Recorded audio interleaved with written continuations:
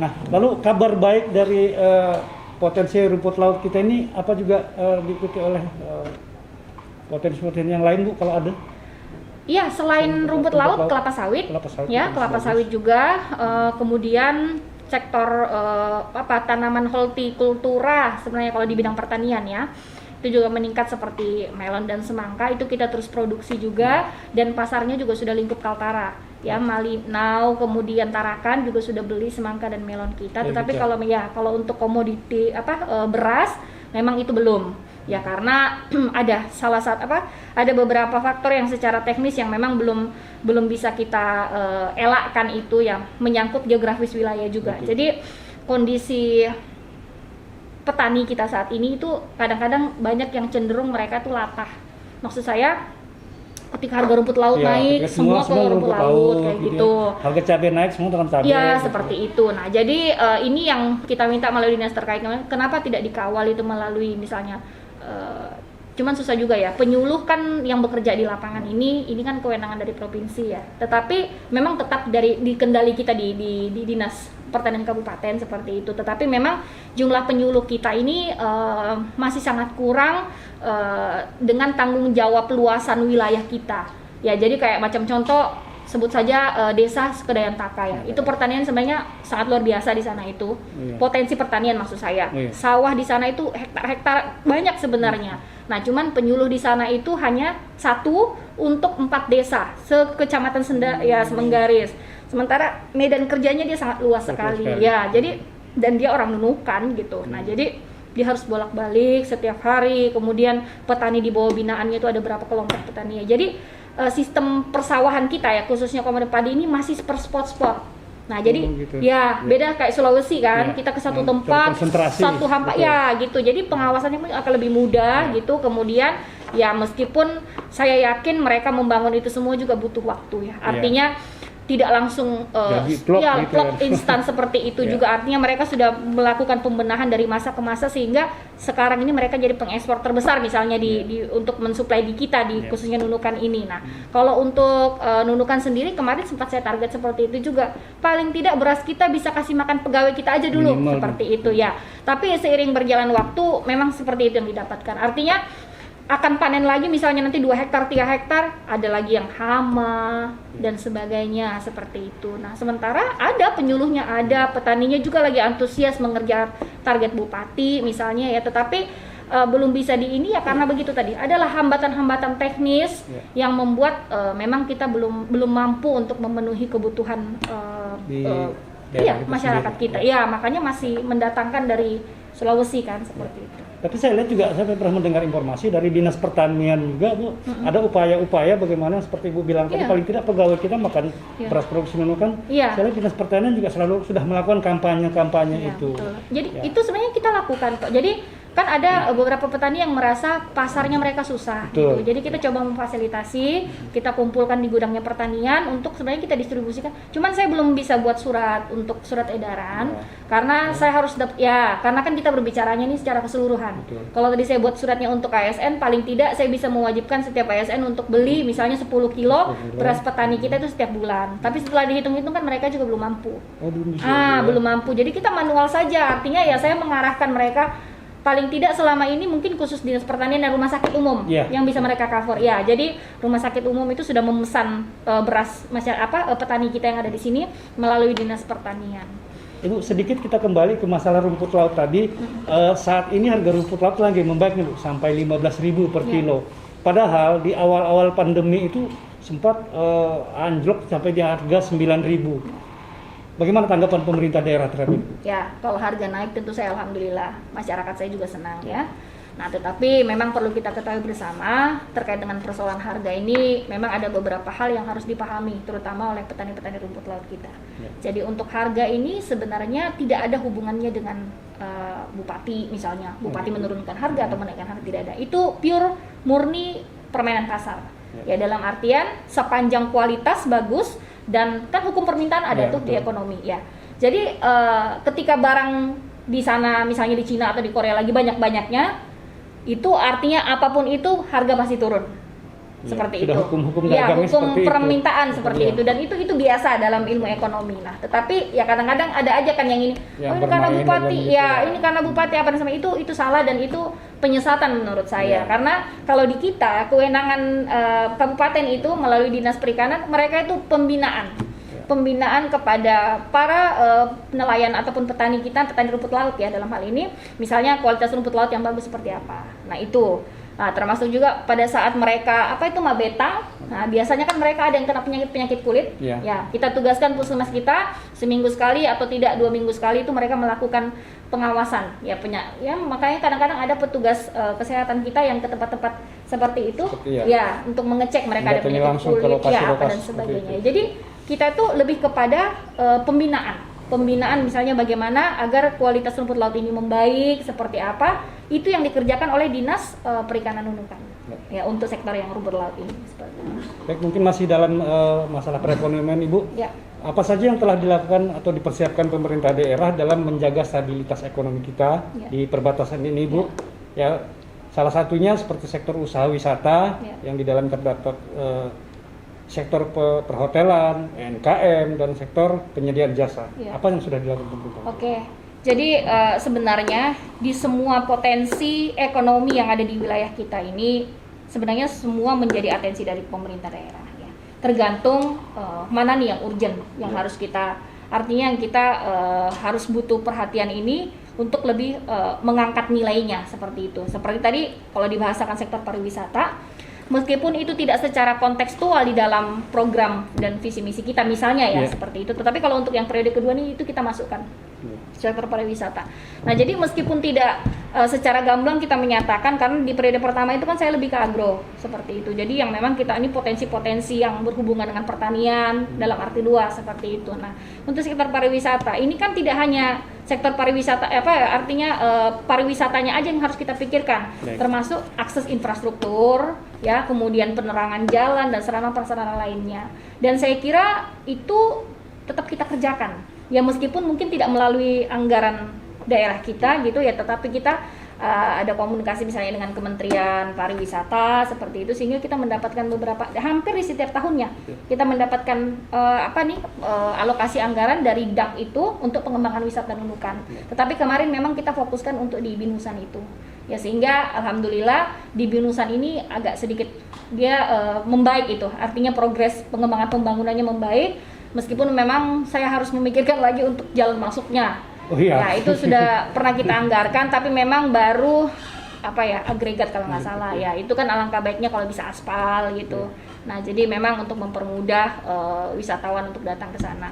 Sebenarnya tidak itu saja ya, ada beberapa kayak mangrove ya, khususnya di sektor pariwisatanya. Artinya kita sambil mengisi aja, artinya yang bisa kita tindak lanjuti ya sesuai dengan kemampuan kita ya, baik itu meskipun mungkin bukan dari APBD kita, tapi bagaimana provinsi kah ataupun pusat ya, kita berusaha menggodok dari segala macam cara lah, tetapi tetap target harus kita kita upayakan untuk kita capai. Begitu juga di sektor lainnya. Cuma memang kalau yang pandemi seperti yang saya sampaikan tadi ya, pasti yang UMKM itu agak sedikit bukan sedikit, itu pasti terasa sekali. Ya, berpengaruh sekali. Ya, begitu. Artinya mereka yang tadinya bisa mendapatkan berapa sehari gitu ya, bahkan mungkin nyaris tidak dapat apa-apa dalam sehari. Dan kita dengar juga keluhan-keluhan. Ya, itu terutama UMKM deh. Tapi kalau untuk pertanian, petani dan nelayan itu alhamdulillah mereka tetap berjalan aja ya, karena memang tidak terlalu ini ya untuk sektor itu. Kita sudah berbicara masalah Covid tadi, masalah pemerintahan juga sudah, lalu perkembangan perekonomian juga kita sudah bincang-bincang, Ibu. Mungkin kita coba berbicara soal kegiatan sosial ya, bahwa Bupati atas nama pribadi itu kita dengar ada membentuk lembaga sosial. Bisa Ibu jelaskan Bu apa sasaran dari organisasi jadi, ini? karena saya juga punya satu kebiasaan gitu ya, suka membantu misalnya. Jadi jadi saya berpikir saya membuat, bahkan ini sudah kita daftarkan di Kemenkumham. Ya, saya tinggal menunggu report aslinya dari konsultan yang sudah kita tunjuk gitu, seperti itu ya. Jadi memang ini lembaga yang akan saya gunakan dalam rangka menyalurkan seluruh bantuan-bantuan saya. Jadi sebenarnya itu bukan saya aja ya. Ada beberapa pemerhati, artinya mungkin dia berjiwa sosialnya tinggi seperti itu, yang mau gabung ya silakan. Yang digalang dalam satu organisasi sosial Iya, tadi. seperti itu. Tetapi memang saya sih lebih mengedepankan artinya keinian kita ya, kesadaran kita aja Betul. ya. Jadi saya nggak kesana sini minta sumbangan dan sebagainya, itu tidak saya lakukan dulu ya, karena mengingat saya kan sibuk juga nih dengan pekerjaan saya. Tetapi wadah ini saya gunakan untuk menyalurkan bentuk bantuan baik saya secara pribadi ya, maupun mungkin juga kolega-kolega terdekat saya misalnya yang mereka merasa punya kelebihan rezeki tetapi mereka sulit untuk menyalurkan bantuan itu, ya bisa melalui kita dari Laura Hafid Peduli itu. Jadi seperti di beberapa waktu yang lalu, bantuan dari pemerintah daerah kan agak sedikit lambat karena ada proses administrasi yang memang butuh kita clearkan sematang-matangnya baru akan kita eksekusi seperti itu. Tetapi itu yang isoman. Nah ini sementara bagaimana orang mau isoman gitu kalau tidak ada yang misalnya sembakonya aja, kebutuhan untuk makannya aja di rumah itu tidak ada yang seperti itu. Nah jadi kita coba ambil alih waktu itu melalui ini, dan alhamdulillah dengan bergeraknya Laura Hafid Peduli itu banyak juga organisasi lainnya yang juga bergerak seperti itu gitu ya. Jadi dari persekutuan misalnya beberapa suku yang ada di Nunukan ini juga ada bergerak untuk memberikan perhatiannya untuk masyarakat kita yang isoman itu, termasuk juga ini organisasi pemuda ya. Jadi PMII ya kalau tidak salah, PMII melakukan hal yang serupa Ibu. Iya seperti itu. Ya sebenarnya Laura Hafid Peduli ini tadi sudah memulainya gitu. Ya, kita mulai, kemudian banyak yang termotivasi dan mengikuti itu, dan itu kita apresiasi. Ya, seberapa penting sebenarnya Bu lembaga-lembaga seperti ini di tengah masa pandemi seperti sekarang? Oh, penting sekali. Ya, penting sekali karena saya yakin tidak semua masyarakat kita yang terkena dampak ya, terutama masyarakat kita yang susah, itu bisa di-cover oleh pemerintah. Karena saya sangat berkeyakinan bahwa yang terdampak dalam rangka pembatasan kegiatan sosial di tengah-tengah masyarakat ini bukan hanya masyarakat yang susah saja, tetapi ada yang tadinya sebenarnya dia mampu, tapi karena itu tadi dia pelaku UKM yang jualannya tidak tidak laku ataupun tidak bisa dipasarkan seperti kan, dia juga menjadi bagian daripada itu gitu ya. Jadi prinsip saya ya, sepanjang saya punya stok masih ada gitu ya, kita akan salurkan itu, dan alhamdulillah sih berdatangan terus ya orang ya. Ada jadi saja mereka misalnya ada juga yang menghubungi saya gitu, termotivasi mungkin ya mereka juga pada buat seperti itu. Oh ya bagus, alhamdulillah, artinya kita bersama-sama, dan ini juga saya sampaikan di seluruh kecamatan yang ada. Jadi masing-masing camat itu pada berbuat dengan cara mereka masing-masing ya. Jadi menggerakkan dan reportnya juga terus saya dengarkan ya. Artinya saya alhamdulillah dengan keadaan semangat gotong royong kita, masyarakat Nunukan ini begitu tinggi sekali, dan di saat masa sulit seperti ini ya, artinya kalau bukan sesama kita yang saling perhatian ya, siapa lagi yang akan artinya memperhatikan masyarakat kita. Baik sahabat Disikro, seperti yang kami sampaikan awal tadi bahwa mendapat kesempatan berbincang-bincang dengan Ibu Bupati di tengah kesibukan sebagai kepala daerah adalah bukan sebuah kesempatan yang kapan saja bisa ditemukan. Nah, dengan kesempatan yang diberikan kepada ini, kami betul-betul memanfaatkan ini Bu Bupati untuk untuk mengorek atau mengetahui banyak hal yang memang juga harus layak diketahui oleh masyarakat. Ya, betul-betul kami maksimalkan. Kita berbicara tentang dunia olahraga sekarang bahwa KONI sekarang dalam masa transisi kepemimpinan. Padahal sebentar lagi di tahun 2022 itu akan ada perhelatan Pekan Olahraga Provinsi, Bu. Ya. Nah, sementara saya sebutkan tadi terjadi saat ini transisi kepemimpinan. Menurut Ibu sebagai mitra pemerintah daerah, figur seperti apa sih Bu yang ideal untuk memegang KONI? Jadi berbicara tadi masalah KONI ya, saya dengar itu juga informasinya. Beberapa waktu yang lalu sudah ada yang menghadap ya dari dinas terkait ya, dalam hal ini dinas Pemuda dan Olahraga, yang melaporkan bahwa KONI ini akan muscap ya, atau memilih ketua yang baru. Jadi ketika ditanyakan persoalan figur ya, tentu saya berharap figur yang bisa terpilih nanti menjadi ketua KONI yang selanjutnya ini tentu figur yang sudah berpengalaman.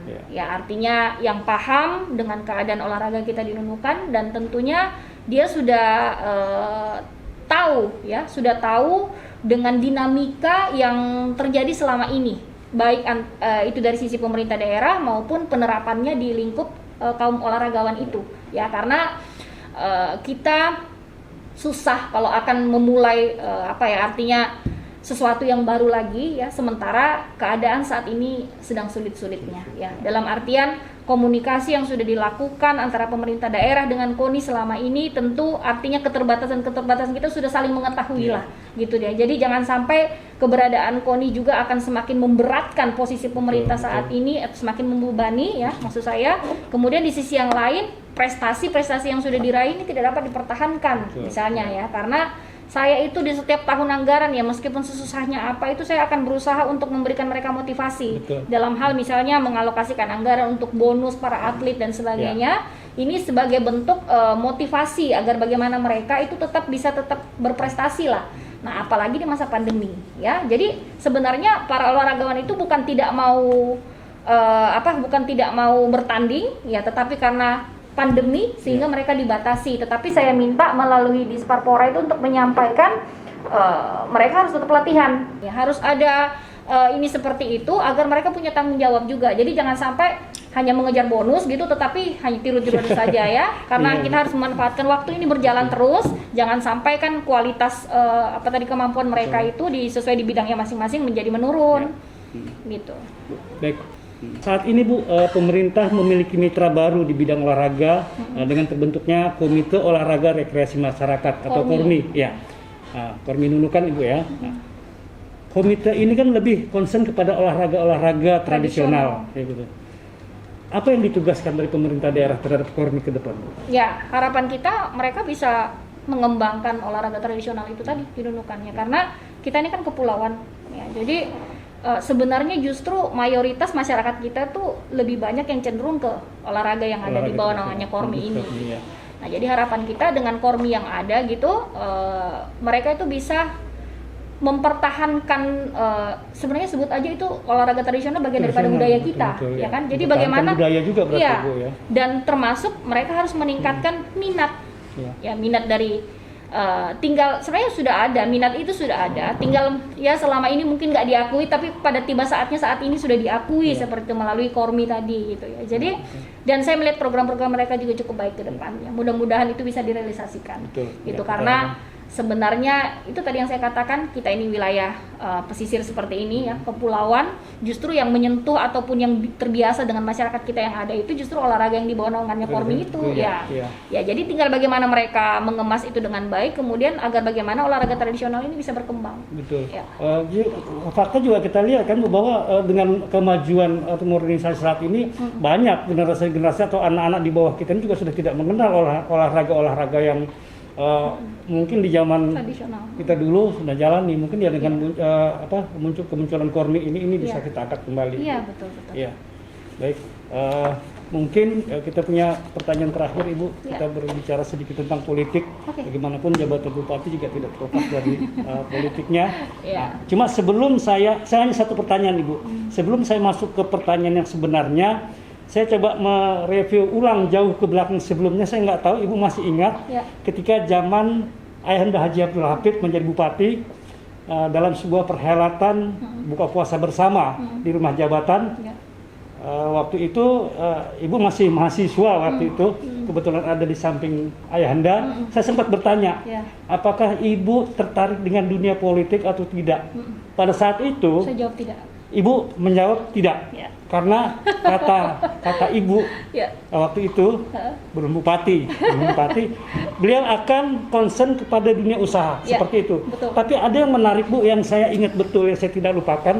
Ketika ini saya tanyakan, Haji Abdul Hafid Ahmad tidak langsung menjawab, tapi melirik kepada anak yang ditanyakan. Nah, saya mendapat kesan bahwa tidak ada intervensi dari orang tua untuk bahwa kamu juga harus terlibat dalam dunia politik seperti yang Ayahanda lakukan. Padahal saat itu juga memang lagi tren politik yang dilakukan Bapak juga sangat baik. Nah, kita menangkap kesan Bapak melihat ke anaknya waktu itu juga artinya terserah gitu ya Bu, tidak ada intervensi. Iya, memang. Nah, tapi perkembangan belakangan Ibu ternyata berhasil, Ibu ternyata terjun ke dunia politik. Nah, berhasil menjadi anggota DPR Provinsi Kalimantan Timur pada saat itu. Bahkan selanjutnya berhasil menjadi Bupati Nunukan. Alhamdulillah. Bisa Ibu ceritakan sedikit Bu, dari ketidaktertarikan ke dunia politik, tapi Ibu faktanya sekarang menduduki kursi jabatan nomor 1 di Nunukan. Jadi alasan kenapa tidak tertarik di politik itu sebenarnya cuma satu. Saya itu tidak suka dengan segala sesuatu yang selalu diperdebatkan. Ya, sementara itu adalah keseharian orang politik. Ya, dan itu sebenarnya membuat saya ilfil di awalnya. Makanya saya memutuskan saya tidak mau berpolitik gitu. Saya akan fokus di akan menjadi pengusaha ya, melihat kesuksesan orang tua saya juga itu di usaha juga dia sukses seperti itu yang pertama. Kemudian yang kedua, saya mencoba untuk mengambil jurusan sekolah saya waktu kuliah itu, makanya saya ke ekonomi karena memang target saya ingin jadi pengusaha gitu. Kemudian sering berjalan waktu, di 4 tahun setelah saya menempuh S1 itu, saya selesai wisuda ya waktu itu di 2008 akhir Desember. Nah, sementara 2009 kan pemilihan umum pemilu ya waktu itu. Nah, kenapa saya terjun di politik itu? Karena saya melihat banyaknya dorongan dari masyarakat. Jadi saya pun tidak tahu, setiap saya pulang itu kok saya selalu oh iya ini nanti akan gantiin bapak dan sebagainya. Ada saja yang menyatakan seperti itu. Iya seperti itu. Ya. Sementara saya tidak paham itu sebenarnya karena memang saya tidak fokus ke politik begitu. Jadi ya anggap itu angin-angin lalu saja seperti itu. Nah akhirnya saya sudah terima ijazah gitu. Masuklah yang ini pemberkasan untuk pileg itu.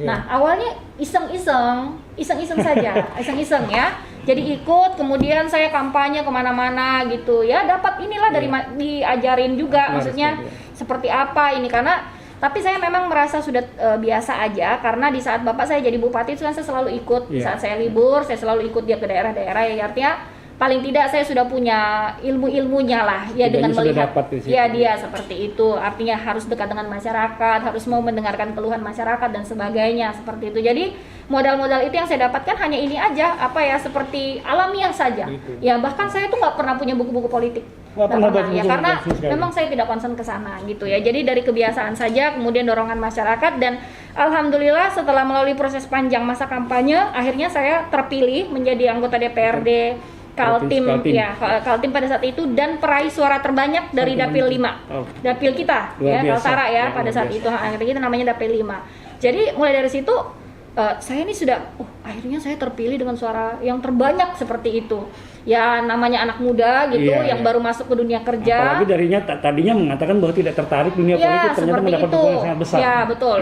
Nah seiring berjalan waktu saya akhirnya banyak bergaul dengan masyarakat begitu, mengetahui masalah-masalah mereka, dan saya melihat di sisi ini sebenarnya kalau kita ingin jadi manusia yang bermanfaat seperti itu, kita bisa menempuhnya dengan jalur ini gitu. Nah jadi saya ya mencoba aja, artinya karena saya dihadapkan dengan saya posisi anggota DPRD Kaltim, ya saya berbuat untuk masyarakat saat itu ya sesuai dengan porsi saya gitu, dengan turun misalnya pada saat reses gitu. Nah saya bisa melihat langsung pada masyarakat, oh ternyata masyarakat kita di Nunukan ini ataupun di Bulungan ya, di KTT pada saat itu ataupun di Tarakan misalnya, masuk ke perkampungan, oh tidak seperti yang saya bayangkan selama ini ya. Saya pikir udah beres-beres semua nih, oh ternyata masih banyak masyarakat kita yang susah. Nah, mulai dari situ saya tertarik untuk mengetahui tentang politik gitu. Jadi politik ini adalah salah satu bentuk sebenarnya perjuangan sih ya, kalau saya katakan ya. Jadi kalau kita lihat sekilas di kamus kan politik itu sebenarnya lebih ke arah penguasaan ya, penguasaan. Sebenarnya itu ada betulnya juga. Tergantung dari kita yang menempatkan penguasaan itu seperti apa. Penguasaan apa dulu nih? Penguasaan terhadap masalah yang ada untuk kita selesaikan, atau penguasaan lebih kepada pribadi kita yang ingin menguasai segala sesuatu itu gitu. Nah, atau apa dulu gitu. Nah, jadi sebenarnya benar-benar aja gitu. Nah, jadi kita bisa berbuat untuk orang banyak melalui konteks ini, meskipun tidak selamanya apa yang kita lakukan itu bisa diterima oleh orang banyak, karena ya itu tadi konsekuensi ya, ada pro dan kontra misalnya dan sebagainya. Dalam hal kebijakan juga seperti itu. Tapi kalau dalam konteks DPR tadi kan kita punya fungsi jelas ya, ada 3 itu, dan ya kita mainnya di sekitar itu aja. Beda di ranah eksekutif.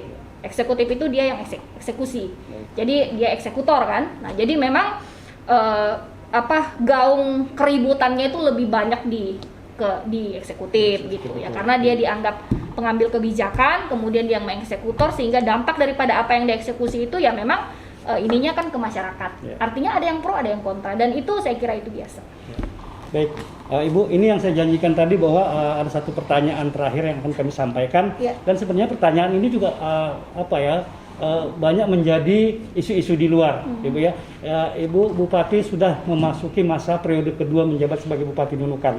Baik Bu, kemana arah politik seorang Hajah Asmin Laura di tahun 2024? Ya, pertanyaan ini Bu tanya seperti saya sampaikan menjadi sekaligus menjadi jawaban atas pertanyaan masyarakat yang melihat kans Ibu untuk maju di dalam Pilgub Kaltara atau pentas nasional DPR RI itu sangat baik. Kita beri jawaban kepada masyarakat kita, Ibu. Ya, jadi kemana saya ke depan itu tergantung masyarakat membawa saya kemana.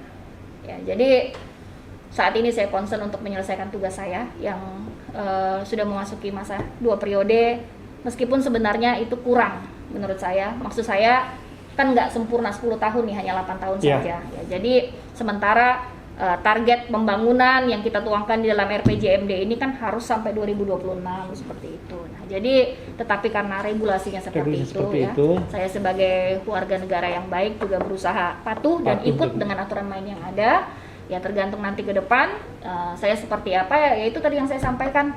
Ya tergantung nih masyarakat, kalau ingin saya masih bekerja untuk masyarakat banyak ya insya Allah saya akan mengabdi untuk masyarakat Kaltara, entah itu nanti mungkin ke DPR RI ya seperti itu. Tetapi kalau untuk orang seperti yang orang-orang ceritakan maju gubernur dan sebagainya gitu ya artinya itu doa ya, tetapi saya sebenarnya lebih kepada bagaimana saya bisa survive dulu, bertahan di 3 tahun ini karena memang tantangan yang harus saya lalui 3 tahun ini tidak semudah yang kita bayangkan. Ada pandemi, sementara banyak target-target pembangunan yang harus saya wujudkan sebenarnya untuk Nunukan ini, tetapi dengan melihat kondisi seperti ini ya agak sedikit terhambat begitu. Nah jadi saya lebih memilih untuk konsen ke sana dan ya mudah-mudahan semuanya bisa saya lalui dengan baik. Yang jelas keinginan untuk membangun daerah, membangun masyarakat dan Kaltara itu masih terus bergelora itu. Ya, membangun dan membantu sih. Kalau saya lebih kepada itu. Jadi tadi yang seperti disampaikan Laura Hafid peduli itu nggak bekerja di saat sekarang aja.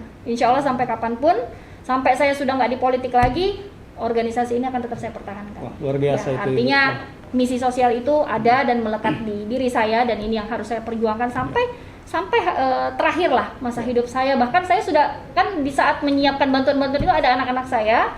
Saya minta kalau saya sudah nggak ada pun nantinya ya kamu harus melanjutkan ini. Ya, Insya Allah. Ya.